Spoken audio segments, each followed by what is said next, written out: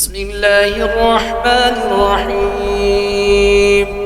تبارك الذي بيده الملك وهو على كل شيء قدير،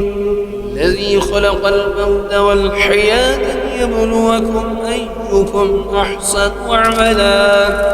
وهو العزيز الغفور، الذي خلق 7 سماوات طباقا ما ترى في خلق الرحمن من تفاوت، وارجع البصر هل ترى من فطور، ثم ارجع البصر كرتين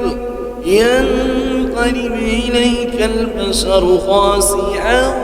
وهو حسير، ولقد زينا السماء الدنيا بمصابيح وجعلناها رجوما للشياطين وأعتدنا لهم عذاب السعير، وللذين كفروا بربهم عذاب جهنم وبئس المصير، إذا ألقوا فيها سمعوا لها شهيقا وهي تفور تكاد تميز من الغيظ، كلما ألقي فيها فوج سألهم خزنتها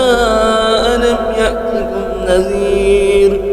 قالوا بلى قد جاءنا نذير فكذبنا وقلنا ما نزل الله من شيء إن أنتم إلا في ضلال كبير، وقالوا لو كنا نسمع أو نعقل ما كنا في أصحاب السعير، فاعترفوا بذنبهم فسحقا لأصحاب السعير.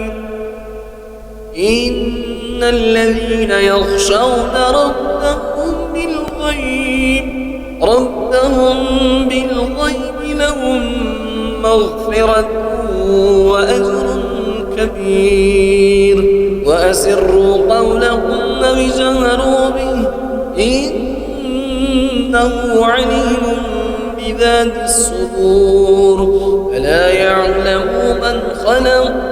وهو اللطيف الخبير، هو الذي جعل لكم الأرض ذلولا فامشوا في مناكبها وكلوا من رزقه وإليه النشور. أأمنتم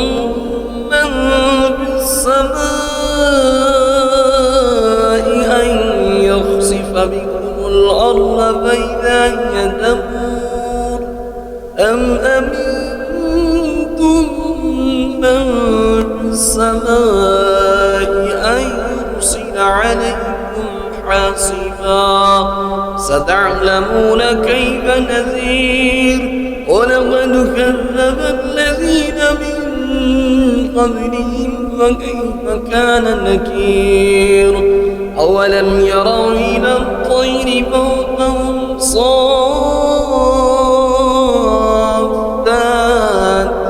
ويقبض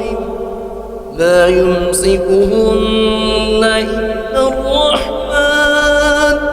إنه بكل شيء بصير. أمن هذا الذي هو جند لكم ينصركم من دون الرحمن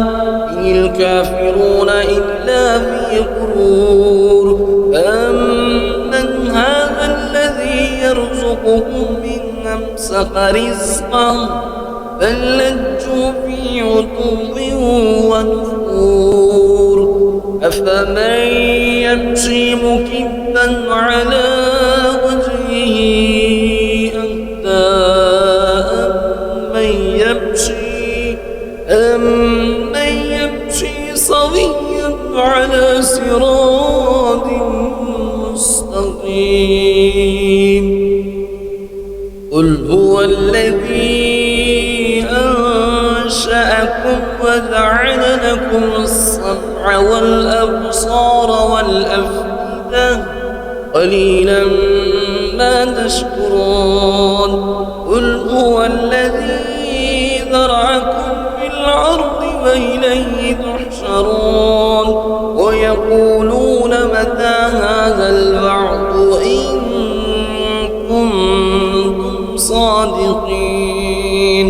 قل إنما العلم عند الله وإنما